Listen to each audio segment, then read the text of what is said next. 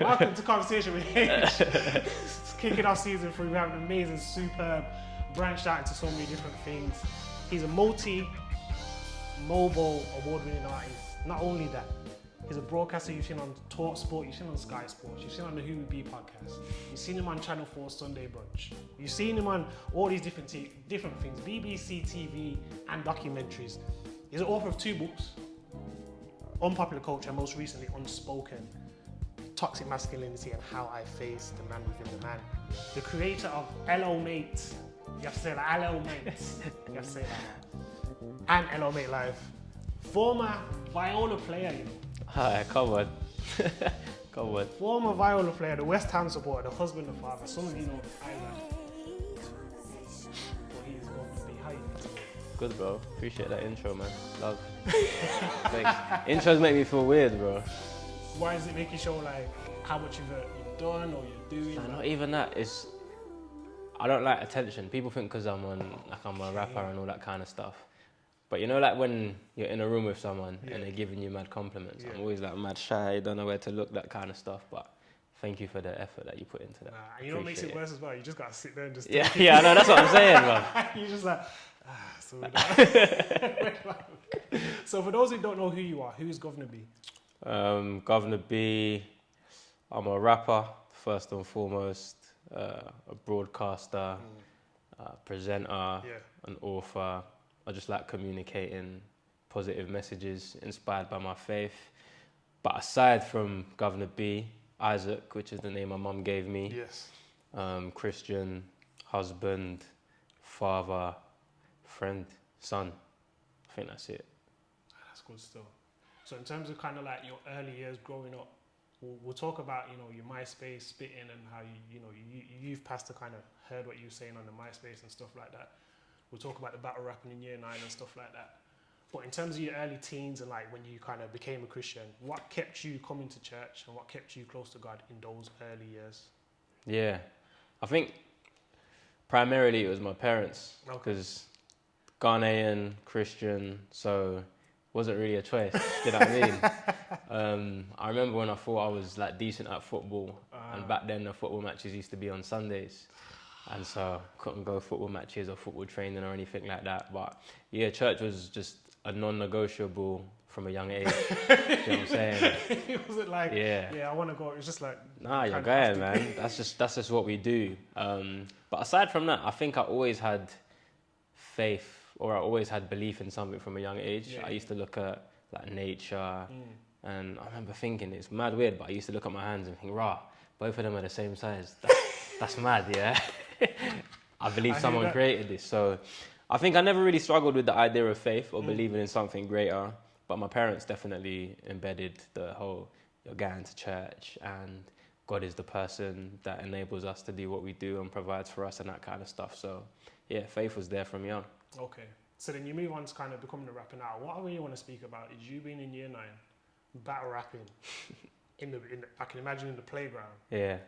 How do you go from battle rapper? Did you have a battle rap name? Because everyone has a battle rap name when they start battle rapping. I was always Guvna, you know. Really? The tag come from, I was on a bus and me and my brethrens, you know, like when you had like a tag, you had a tag name at school? Yeah. What was yours? Mine was Big H. Big H, yeah. So it was like that. And we said, because there's a few of us, we're like a little army. So I was Governor, like one of my boys was like General, one of them was Lieutenant, and then the name kind of stuck. So I'm just called Governor by accident, really. It was just from then. So yeah, people always used to just call me Governor at school. And yeah, just enjoyed rap and started battle rapping as a joke. I went to school in Essex. Okay. So I was like the best, or one of the best. Not because I was sick, but just because everyone else was so bad. You get me? Yeah, so that's how it all kicked off, really. So then how do you go from spitting, putting your music on MySpace, to then you've passed to then hearing and saying, hold on, what's going on here? Yeah, so like I said, I always used to do okay at the battles. I never really thought I was an actual good MC. It was just like a bit of banter. But I'd put it up on MySpace because back then that's what you did in it, and local area, everyone could hear it and stuff. And my youth pastor came across my song. I don't even know how he heard it. Must have been someone else told him at the youth group. Someone definitely snitched. Yeah, someone snitched, bro. I need to find out who that person was. And he was like, yo, I can actually hear you've got flow, Yeah. you're decent, but I don't understand what you're chatting about because you're effing, you're blanding, like you're dissing people. But when you come church, you're just a different guy. So what is it? And he sat me down, took me under his wing, and we spoke about how, like, if I believe in Jesus and I want to walk down that path, that my life has to reflect what I believe in. Yeah, and I guess he just kind of discipled me a little bit and set me a challenge to record an album or a mixtape for my youth group. Yeah. And there was about 80 people in my youth group at the time. So I recorded the album, put my all into it, and he challenged me for the content to be reflective of my faith. So yeah, I did that, called it The Narrow Road, and he put on like a little launch party for me at the church. Yeah. And I don't know how, but like 800 people turned up. Yeah, you say little. Yeah. Yeah. There's a lot 800 more. people for a debut. Yeah, it's mad. Yeah. I don't even know how it happened. Printed flyers and that, but I was never expecting that. But that's, I guess, the first sign that, maybe I could do something with this. Yeah. And it's a tool to, I don't know, do something positive in this world, use my gift. So what age was that? So I was 17 when I recorded the album. I was about 15 when he heard like the song on MySpace. And for the 2 years after that, he was just helping me out, discipling me. I was recording music. And then I put out the album at 17, yeah. So 17-year-old Guvna B, what advice would you give 17-year-old Guvna B? That's a good question, man.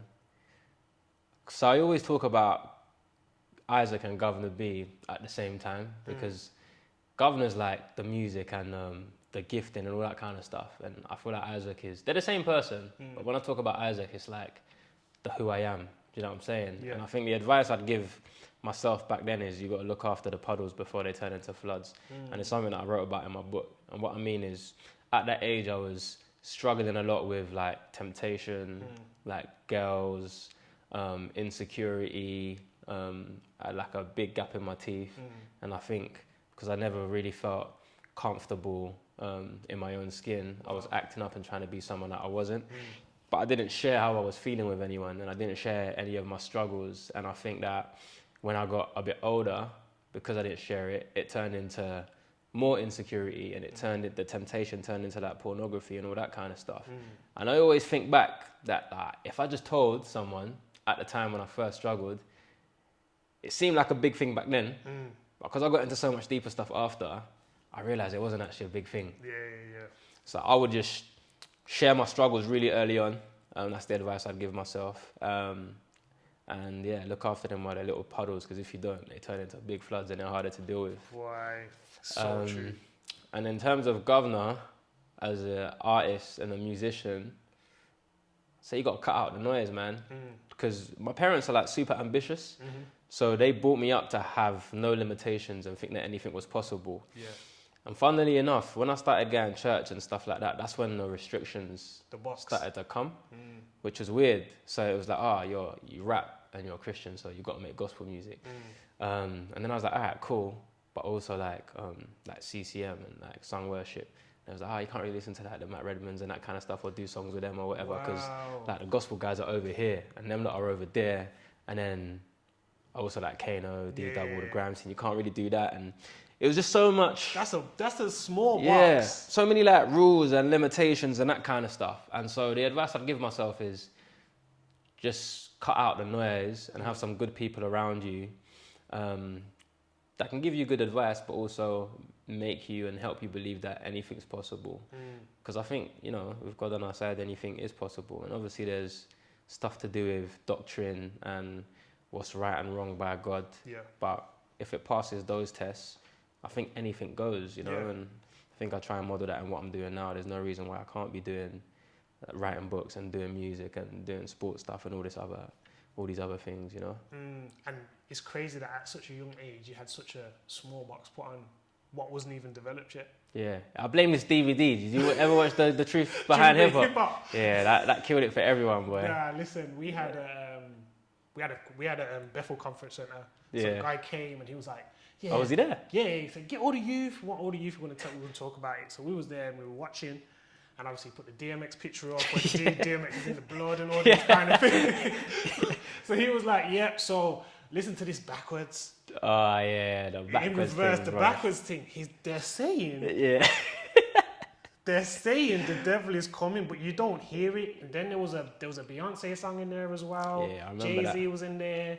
And everyone was kind of there, and then you leave there and your parents are like, yep, so you can't listen to this, you can't listen to that. Guys, he had everyone in the chokehold, boy. I just want to know what kind of inspired him to start listening to tunes backwards. Do you know what I'm saying? Like, when does that go through your mind? When do you think, hold on? Do you know what I'm saying? And do you know how hard it is as a musician to think about what you're saying backwards, bruv, and then put it in a rhythm? But yeah, that DVD, I think it kind of messed up a lot of my mindset. Yeah. That I had to do some unlearning when I got a bit older, man. But yeah, it's important who you listen to and what noise. And there's so much noise out there, you know, social media and friends and people at church and different groups and stuff like that. And it's not just church, it's everywhere. So even if people's hearts are in the right place, True. I think you've got to be careful what noise you let into your head. One of the things that you spoke about is you said the importance of your parents and them wanting to achieve and be the best. How does their journey impact you? Massively. And not always in the best way, funnily enough. So when it's good, it impacts me because, you know, they instilled qualities such as perseverance and determination and faith. You know, they came over from Ghana with literally nothing, worked really hard, 2 jobs at a time, and went without. My mum sent me a voice note the other day. I did a video with Sky Sports, and she got like emotional, and she was like, I remember when you was younger, I used to make you suck your thumb because I couldn't afford SMA milk and stuff like that. And, you know, coming from that to, obviously my dad's passed now, but what they've achieved in their lives is mad inspiring. So it makes me feel like anything's possible. But I think where it's detrimental is now raising my kids.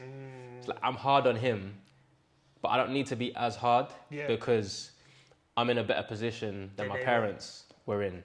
But it's hard to unlearn some of that stuff. So, like, my son, I'm still going to instill perseverance and determination, all that kind of thing, but he's all right. Do you know what I'm saying? Like, thankfully, we can afford milk and he's got a bed to sleep in and food on the table and that kind of stuff. So I don't need that added pressure of you have to further the legacy of the family and that kind of stuff. I'm just like, yo, just be you, man. Enjoy life, you know, and what we've provided and try and do your best. So I try and balance what my parents have taught me. Did you feel that pressure in terms of you having to achieve and do so much, especially from like probably like a young age as well, like moving in everything you do?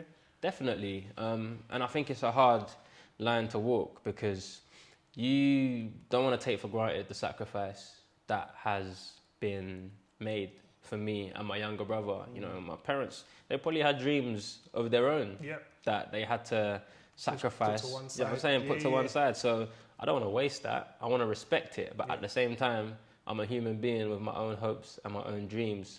But I think as long as my parents see that, you know, God's working in my life and I'm a good person or trying to be a good person and working hard, they don't mind. They did back in the day. It was like, be a lawyer, be a doctor or whatever. I always laughed with my mum because when I started rapping, she was like, all right, cool, but get your degree. The rap thing's just a hobby. And she was like, get your degree, get your degree, get your degree. She still supported it, but it was just like a little... And then I think I won my first MOBO when I was 18 or 19, and them times it was on ITV. So she showed me on TV, and obviously started bedding her friends. And I was like, right, are you that? You was telling me to just, you know what I'm saying, put it to the side. But I think when they start to see results, and that has had an effect on the person that I've become, then they're all right. What I've noticed over the years is your music and your heart in your music has developed quite a bit. What would you say was kind of leading to that kind of transition? And do you feel that? Do you feel your heart is now more in your music, especially probably the last couple of albums, even kind of Scrapbook 2 as well? I definitely felt your heart more in the music. Do you feel that in creating the music? Yeah, I think so. I got the worst memories, so sometimes it's hard to... There's been so many albums, man, but and mixtapes, so it's hard to tap into what I was thinking. But I think Scrapbook 2, I had been a Christian for a while, and I was struggling, but I was too scared to let people know because I was on this pedestal and I didn't want to be judged. But when I got home, looked in the mirror, I wasn't a happy person. And so there's songs like Did It Again, which talk about pornography, and there's songs like Stay, which talk about like when you're struggling with your faith and that kind of stuff. It was just a lot more honest, but it was still quite surface level. He's like, oh, I think he's talking about this, but I'm not too sure. He ain't giving us all of it. So it was just me taking a step into being a bit more honest. Then I think 2015 with Secret World, I looked back at my music and I got this group chat on WhatsApp with a couple of my boys, and that's like my quality control group chat. And they were just like, fam, you just fling out bare tunes and there's no quality control. And because of that, when you look back on the rhythms, they're not as good as you thought they were. So before Secret World album, I really tried to make an effort to make the music better. So like better production, better song ideas, better choruses, and just like deeper lyrics. And then I think the big turning point was after my dad passed away in 2017. I was grateful to be able to see his body because I was in the hospital that day. And I just thought a couple of things. The first thing I thought was, rah, life's actually mad fickle and short. We're not going to be here forever. So don't waste what you've been given. Don't be scared of nothing. Because when you're gone, you're gone. You won't be able to feel anything. But when you're here, you can actually make a difference. And then the second thing it made me think was, my dad just worked all of his life and never got to enjoy the fruits of his labor. So make sure that I'm not just putting my all in my work, but I'm spending time with my family and that kind of stuff. So after that, I just felt like I've seen death. So I got nothing to lose. I'm not scared of dying. I'm not scared of what people think of me. So let's just make this real music, whatever's on my heart, regardless of what people might think. So from Hands Are Made for Working, that's when I started to make music without any fear. And I think that's when you can really hear the difference. And hopefully everything from this point on is just honest and without fear. You talk about your dad passing in a few interviews. One of the things I kind of wanted to know is how did you, is probably a better question, did you deal with it well or did you not deal with it well? And what was going on at that time? Yeah, I think on a surface level, people will say that I dealt with it well because I'm the eldest child, so I assumed responsibility of, funeral arrangements, making sure my brother was good, my mum was good, that kind of stuff, and just tried to keep my head up and keep moving. But internally, I felt like I didn't really deal with it that great because didn't delve into my feelings. I put my grief to the side and didn't want to face it. I started drinking a lot more than was recommended, I think, to help me, to numb the pain a little bit and help me sleep.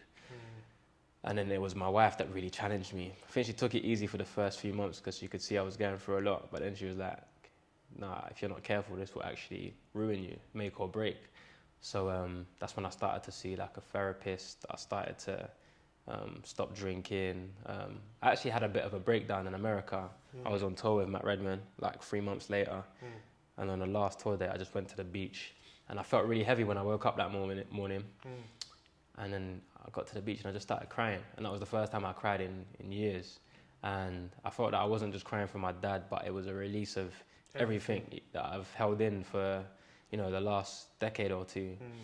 So it was after like those floodgates have opened and I started seeing therapists and that kind of stuff. That's when I started to deal with it in a more healthy way.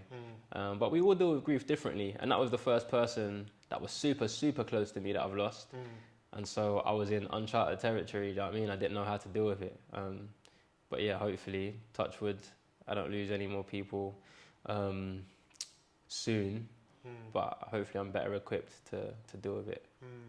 How did you deal with kind of now having to step up to the plate, being the oldest sibling, with your father passing? How did you cope with that now new responsibility which you hadn't had before? Yeah, I think it's like the bond of family and teamwork. So my younger brother, me and him, I feel like we've got closer since that point. And I try and not, cause sometimes I think people view me as the eldest, and also because of what I do, like Guvna B, rap music, all that kind of stuff, they just like, am I okay? Do you know what I'm saying? But I'm like, actually, I got a little brother as well. You don't need to be asking him the same question. And I think people need to give him more respect because he stepped up as well. Do you know what I'm saying? And I think the big thing with when my dad passed is I didn't feel like I was alone, you know. Yeah. And I think that's the beauty of siblings, bro. Yeah. Like me and my brother, we've not always been like mad tight. He's gone uni and stuff. We don't speak every day. That's not our relationship. But I feel like there was a deeper bond when my dad passed, where we're in this together. So to be honest, yeah, I'm the eldest child, but I felt like I wasn't really going through it alone. So in those moments, what would you say was birthed out of what you felt as pain for not just yourself, but obviously for your brother, for your mother, for your family, for your wife? What would you say was birthed out of that in you? Yeah, I think a new fire and desire. That's not a nod to the Drake song. To keep his legacy going. The idea of, you know, I think it was TD Jakes that said this one time. He was like, when you see me sitting here, it's not just me sitting here. You know, it's like the people that have come before me, like my dad, my granddad, that kind of stuff. So a lot of work has gone into getting me to sit in this seat right now. How am I gonna continue that? So there's a new passion, a new desire, and now every time I look at my son, it's like I see the sacrifices of my dad, and the hope is that I'm a better person than my dad was, and my son is a better person than I was, and that kind of stuff.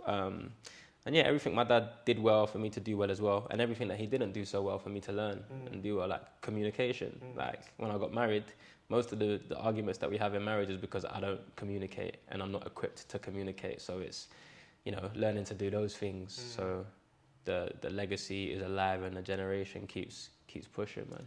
What did you learn about yourself most through that time? That I'm not as, what's the word, solid as I thought I was. When you say that, do you mean you're not all as so well put together as you thought you were? Yeah, man, because I don't think I'm that much of a prideful person.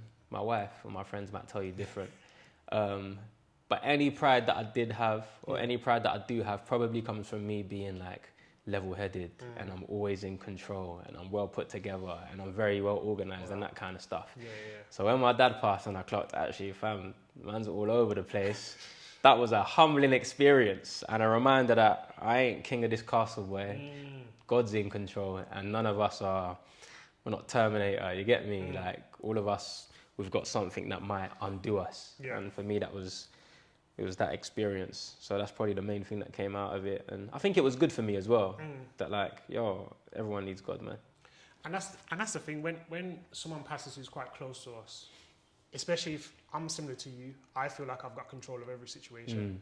Then when something goes out, I can focus on that particular situation because everything over here is cool. Yeah. But then when it's something which you can't really plan for, you can't really you can't get back to that, it then kind of pushes you closer to what you believe in, essentially. 100%, or further away. Do you know what I'm saying? There's that as well. So you're never staying still. It's like, even if you're on the right path, like I always say, if you're in a motorway, right direction, but you're staying still, you're still gonna get run over. You get me? So you're either moving forward or you're moving backwards. You're never staying still. So yeah, hopefully, like you say, it pushes you towards what you believe in. Nah, I love that. I absolutely love that. And I feel like it's great that you've given. You're not just saying I took on a responsibility by myself. My brother stepped up. The whole family unit stepped up. Yeah, so man. we got through it together. So there wasn't that pressure on you per se, because everyone stepped up where they were needed. 100. And I think it's important to realize that, you know, family, whether you agree, disagree, have your arguments or whatever, that's what God's blessed us with, man. So we've got to try and make that family unit work and remember that we're in this together. And also I say, when someone's grieving, it's not just them that's grieving. Think about all the people that are connected to them. So my wife obviously lost her father-in-law, but also has to deal with me going through a madness. Do you know what I'm saying? So it's not just me, it's everyone around me as well. So when would you say you found that peace again? Would you say it was after Everywhere and Nowhere, or would you say it was before, in the middle? Would you say you found that peace again?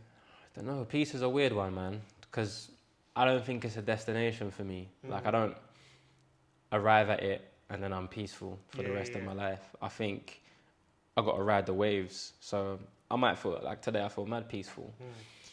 But my dad's birthday, you know, April 28th, In July's anniversary when he passed away, I might feel unpeaceful on those days. You know what I'm saying? So it's just learning to ride the waves and just learning to look up even when it's hardest to. And yeah, hopefully I pray for God to provide me with peace all the time, but it's got to be a constant reminder. It's the thing of renewing your mind every day. I don't think he just gives it to you, then you got it for the rest of your life. I think you got to fight for it every day, man. You talked about being an American and obviously being the first time you cried and that, you know, a release of everything. Would you say that plus, you know, going through this journey fueled writing the Unspoken, the book? Would you say all of that? Yeah, Definitely. Or was that an idea prior to? No, I didn't really have the idea. I was writing a few bits down, but I always thought that it would transform into music. Wow, okay. And then, obviously, I wrote my first book 2017. Yeah. And then a publisher approached me saying, "Oh, have you thought about writing about this?" And I hadn't really thought about it until then, but then I always have in mind that whatever pain I go through, it has to turn into something beneficial for me, my family, and for other people as well. And there's only so much you can get into like a 3-minute song. Do you get me? And so I thought, yeah, man, I actually think that the book can help people. It's multifunctional. It can help me process. It's therapeutic for me, but also if anyone's been through something similar, then it can help them. And with things like books, man, I remember being in school and having to go to the library to pick out a book, and I'm not a strong reader, so I could never find books that really interested me. For me to get to the end of a book, it's got to be mad interesting. Capture you straight away. Trust me. And the only writer back then that did that for me was Benjamin Zephaniah. And so I thought, this is an opportunity to represent them and people that come from similar backgrounds, that when they walk into the library and see Unspoken, it's not just a book on grief, but it's a book on grief by a black guy that's from the ends, that has like a nuanced life and all the things that they might be struggling with and that kind of stuff. And there's not loads out there. So nah, not at all. I always remind myself that, you know, the position I'm in is not so people can say, Governor B is sick. It's a responsibility. I'm representing people from my community. I'm representing, you know, the youths and everyone. So all the decisions I make have to be for the benefit of those people, you know. But that's a heavy weight to carry though, because like I think about this consistently, like people, especially black people who are in high positions, especially high positions that we're not used to being, or we haven't seen a lot of us in. A lot of us take on that heavy weight of what I do doesn't just represent me and my family and my last name. It represents a whole culture, a whole race of people. Yeah, I understand that. Do you feel that weight, or is it kind of like it comes with the territory considering you've been doing music for 10 years, 10 plus years? Does it? Sometimes I feel the weight. I'm not gonna lie. Sometimes when you're just like, I ain't feeling it today. But I recognize that there's a huge blessing that comes with what I've done, and I'm so grateful for it. And anytime I feel that way, I try and remind myself that God loves me regardless. Do you know what I'm saying? Like, me doing this interview, or me putting out this song, me writing this book, me representing these people, whether I'm not validated by that stuff, you know what I mean? I mean, it's great if I do it, but even if not, God loves me regardless. And I just try and see it as a blessing. And when I am tired or when I feel burnt out, I just say no. Do you know what I mean? And I don't feel bad about that. But when I'm feeling good, I see it as a great privilege, bro. Like, it's a privilege to be able to represent people, I think. One of the things that I've seen with the book is your promotional tour was like, I want to say Paolo Di Canio. I want to say Dimitri. I'm loving the West Ham references. Talk that talk, bro. I want to say Carlos Tevez. I want to say Joe Cole. You get some real legends, you know. I want to say it's of that kind of caliber. Yeah, thank you. That's one of the biggest compliments I've ever received. No lie. What's the feedback been like from the book? Yeah, it's been amazing, man. I think, you know, lockdown was so tough for so many people. But maybe if I could say there's a benefit to it, is that the world stopped, and so people had more time to pay attention, and it seemed like people really paid attention to some of the topics I was talking about, and masculinity and the fact that it's okay for men to be more vulnerable and that kind of stuff. And I didn't even see it as, you know, like a promo run. I didn't see it as that. I just saw it as an opportunity to share what's on my heart. And yeah, it didn't feel like, I'm promoting this. It just felt like, I'm genuinely interested and people are listening, so let's go for it.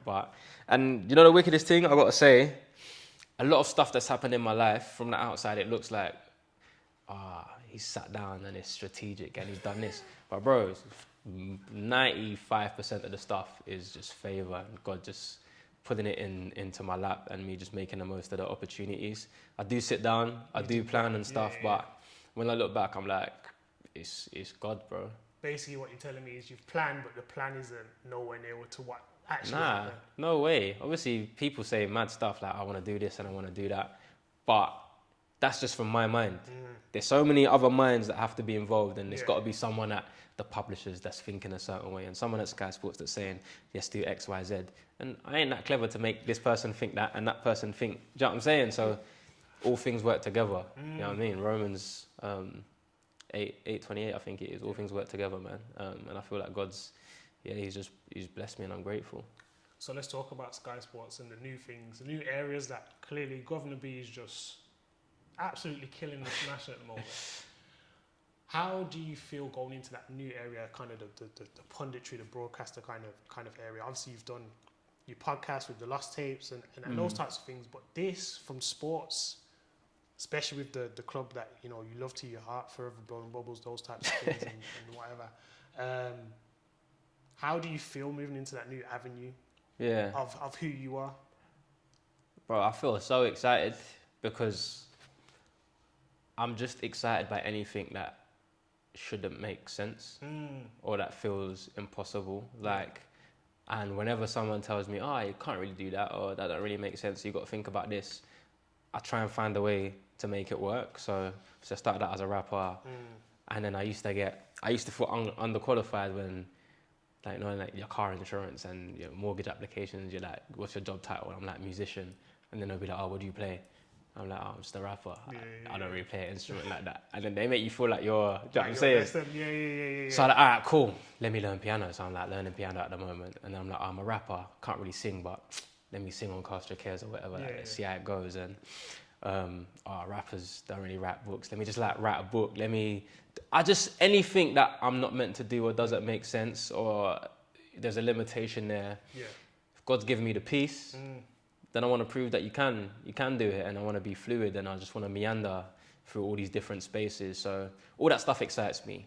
But there's an insecurity and a kind of imposter syndrome that comes with it, because I know that when I'm going on Sky Sports, you've got professionals that have studied journalism for years, and then you've got ex-pros, and I'm walking in, they're like, who's this brother? Do you know what I'm saying? But I'm trying to learn to have the confidence that I can only get from God, really, and just a reminder that actually, no, I'm meant to be here, I've got a degree in journalism, but I might not be as qualified, or I might not have played football before, or I might just be a fan, but I've got something to give. Do you know what I'm saying? And that's what I try and remind myself in any room that I'm in, whether it's in the gospel world, people like Travis or CCM with Matt, and any world, I just try and remind myself that even though I'm insecure, that's a good thing, because it means I've got to rely on God, and I'm meant to be here.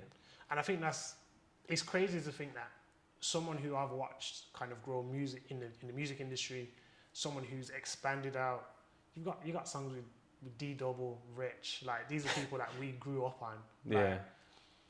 For me to hear you say, insecure and imposter syndrome doesn't make sense to me in my brain from what I see, just because I think to myself, you deserve to be there, regardless of where it is. The work you've put in over here is definitely transferable in terms of skills and abilities. Obviously, you'll feel like, because this person's more experienced in doing this and that, you might feel like, oh, can I really say something about West Ham and where they're going to finish, or can I really say something about this football thing or whatever? But realistically, you've been putting in the work to get to this stage.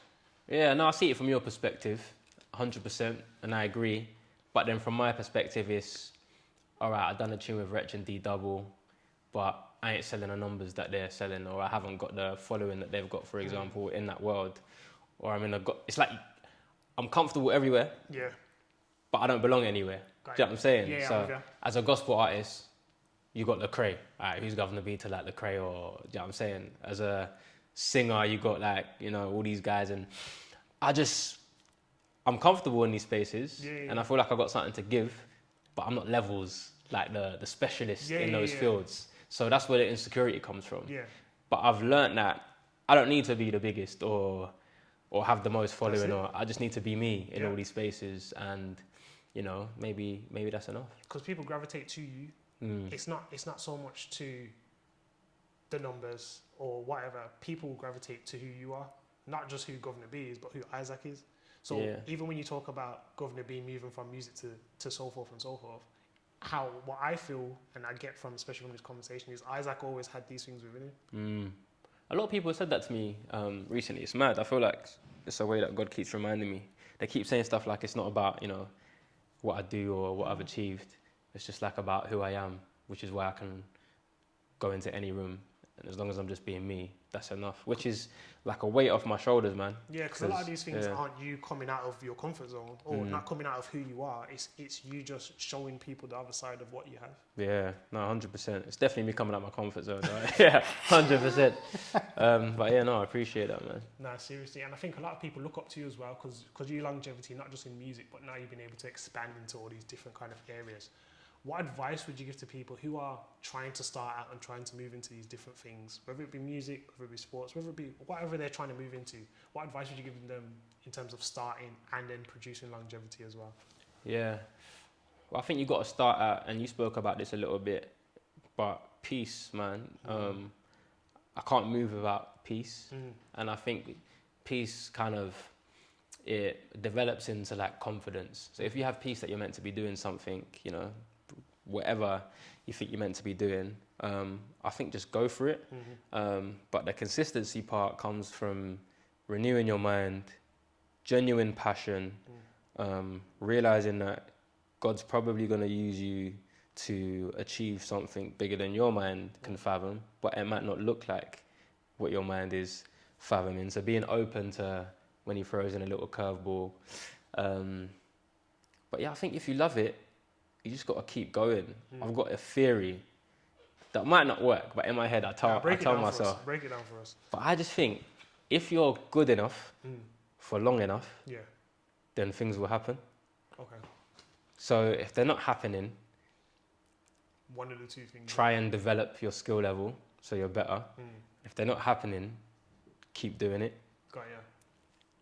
Maybe what you look at as success isn't what the world will view as success. So I'm not saying that at the end of it, you're going to make £1 million and go all over the world. I'm just saying at the end of it, hopefully you'll be as satisfied as possible. And for me, success is doing the best with what God's given you. And I think that's a satisfying thing. So I just think you got to be good enough for long enough. And that's my approach. And it's clearly working out for you. Thanks, man. Do you feel like you're in a position where you're doing the stuff that you dreamed of? Yeah. Or is there more that we haven't seen? Well, there's always more, because I want to die empty. Do you know what I'm saying? I don't want to look back and feel like, oh, you could have gone harder, or you could have looked after your family a bit better, or whatever. But I had no expectations because I never wanted to do this. I wanted to work in an office. I had a job at the O2 phone shop in Romford, which I loved. I loved sales. And then I worked in a call center, which I loved. I was selling people omega-3 products, like cold calling. That was sick. And then I just thought I'd always work in an office. Really? But the music thing is an accident. And all the other things that it's turned into, I never planned it. So in a way, it's nothing you ever dreamed of because it wasn't part of the plan. But then when I break it down, I'm like, rah, I get to do this for a living and feel like God's blessed it and I'm doing all the things I'm really interested in. Then in that way, I am living my dream. You kind of spoke about it before and you said what success looks like. But in terms of in your life, what is true success? When you look back and you say, you know what, I'm successful, this has been a successful life, what would that look like to you? Being present. I think during lockdown I went through like a tricky time in my marriage because work was going amazingly, but I wasn't present at home because I was like, oh, I'm grinding for my family, I got to work, and that was what my view of success was wrapped up in just getting hard, yeah? And then I'm getting home and the people that are closest to me don't feel like I'm being present and don't feel like I'm giving my all to them like I give to my work. So I don't think I was being successful at all. Even from the outside looking in, it looked amazing. So I think now it's being present wherever I am. So, you know, when I'm here, I'm giving you my all. When I'm on TV, I'm giving it my all. When I'm in the studio, I'm giving it my all. But also, and more importantly, when I'm at home or when I'm having my times with God and when I'm taking my son out or when I'm chilling with my wife, just being present in that sense. So, yeah, for me, success at this stage of my life probably looks like being present. You know what's crazy? Well, not crazy, but you know what's kind of interesting about what is actually interesting about what you said is that you were grinding to help the fam. Yeah. So when they're looking at you and they're like, hold on, you're not present. I can imagine your thought process is, but hold on, I'm putting in all this work for you guys to be cool. I actually said that, yeah. I actually said that. So, but I don't know. I don't want to stereotype guys, but I think a lot of guys just think that that's the role. Like, we're providing for the family, we're working hard. I saw my dad do it, you know what I mean? He weren't particularly present, he weren't having conversations at yard, but I never doubted that he loved me because he was out there grinding. But I understand that that's not the only way that you can provide. You can provide yourself, you can provide your time, you can provide conversation and not just income and hard work and success in that sense. No, that's good. So how did you kind of get out of that? I should have brought my wifey here. I should have told you if we had. Emma would have been like, okay, this is what happened. Took a break, went on a little trip away in the UK because obviously you can't really travel abroad and stuff at the moment. And that was good. And I took my laptop just so I can do the Netflix thing, but I wasn't on emails. And that felt good because it felt like, I can switch off. You know what I'm saying? The first argument we had was on honeymoon because I was checking my emails on honeymoon. Yeah? That's how hard it is for me to switch off. So yeah, that's a big step. And also, yeah, I know, it's bad. I'm better now though. I've changed. I've changed. I think it's a journey, man. I think it's me learning that because the society that we live in is grind. You got to work hard. If you ain't working hard, you're a waste, man. If you're not balancing, trust me. It's 24 hours. Yeah. If you ain't got all that, bruv, you got the same hours in the day as Beyonce, all that kind of stuff. But I'm like, bro, allow that, man. Yeah. Obviously, I work hard, but rest hard as well. You know what I'm saying? So you're just trying to find a balance. Trying to find a balance. Where did West Ham finish this season? And why? Mad segue. Mad. Where do we... So I think it's two things. Okay. Yeah? I've got to be careful. I don't know who's watching this. So I think the first one is we do amazingly in the Europa League. I believe that. But in the league, we nearly get relegated. Whoa. Or we don't do as well in the Europa League, but we have another strong finish in the league, like a 5th, 4th, I'd be happy with. But I worry that unless we make a few more signings by the end of the window, that we don't have the strength in depth to do both. Because you got to think, travelling midweek, recovery. It's a Thursday as well. It's not even Thursday. Tuesday when it's Thursday. Game on a Saturday or Sunday. Sometimes you'll have 2 Prem games in a week. It's a lot, bro. So if you haven't got the strength in depth, I think it's tough. And sometimes we see it with, Champions League teams in the Prem. They'll get to the final of the Champions League, but they won't have a great season. Do you know what I'm saying? Yeah. So hopefully it's a good one all round. And there's a bit of a medium. I'll be happy with a top 5 finish and like a decent Europa run, man. No, I hear that. That makes sense. Hopefully you don't finish above my team, Liverpool. Shout out to them, man. Liverpool shocked me last season. I feel they shocked everyone. How did you manage to finish 3rd, was it? Yeah, I think it was 3rd. You see when Alisson scored that goal? Oh yeah, that was a bad boy goal. I was happy for him. You see when the goalkeeper come up and he scored that goal, I knew from there. That was a great day. And I feel like with us, once we hit momentum, especially the back end of the season when everyone else has got nothing else to play for, we just want to win games. Yeah, the fact that you finished 3rd without playing particularly well last season says something. I think Van Dijk's back now as well. But he was looking shocking yesterday. But was he not great? Allow him though. He's just come back. He's been out for a season. Allow him, man. He's just come back still, but Van Dijk, he's just come back. So I think we're going to do good this season. We need a few more signings because it's looking a bit shaky at the moment. I don't think we've got the strength and depth. So obviously you're from Birmingham. Yeah. I know Liverpool have done well like in recent years. Do you just start supporting them, or what's the deal with them? One of the new school supporters? Nah, so basically when I was 9 years old... Everyone's got a story that they've made up, you know? No, this is true. This is a true story. Because my dad's sports Man United. Oh, okay. So I used to love Andy Cole and Dwight York. Yeah, ballers, yeah. In school. York. Yeah. Anyway, so 9 years old, Liverpool in this UEFA Cup final against Alaves. And Gary McAllister had a free kick on the, just outside the edge of the box. And I was at my mum's friend's house, and I said, if Liverpool score from this free kick, not if they score in general, if they score from this free kick, I'll support Liverpool for the rest of my life. What? That's a believable story, I like you. Ball went in, it wasn't even it was an own goal. That's what made it worse. The ball went in, it was an own goal, and they were playing golden goal or whatever it was at that point. I miss golden goal, man. And then, so from that point, I was like, okay, I'll support Liverpool for the rest of my life. Fair play. I believe that story. That's a good story. I went through some tortures. Why? After that. Now you're all right. But what's it? 2005 was it?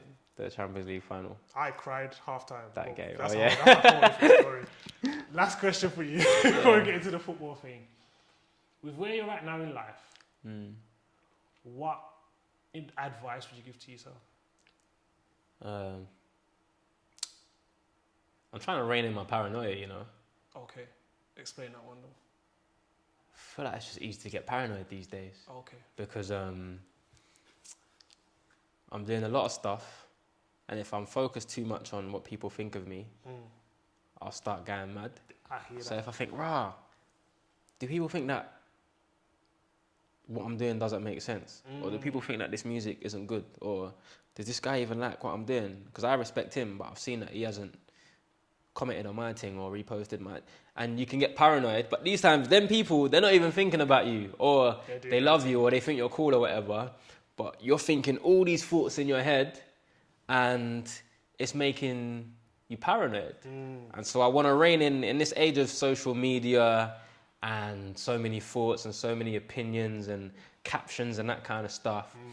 I want to make sure that I'm giving people the benefit of the doubt, and also finding my security in God, you know what I'm saying, and building relationships with people. And one person I love for this is Faith Child, because I think he's sick at this. And he's someone that always like makes an effort to call, text, check in on you, and that kind of stuff. And I think when you start building a relationship like that, the paranoia kind of disappears, because you're like, oh no, like I know my man, like he's cool, you know what I'm saying, you know where he stands. So I'm just trying to make an effort to... My advice to myself was just to build relationships and try and connect with people more, because that helps with the paranoia. Find security that isn't based on what other people think of you, and also try and pay it forward. I'm 32 now.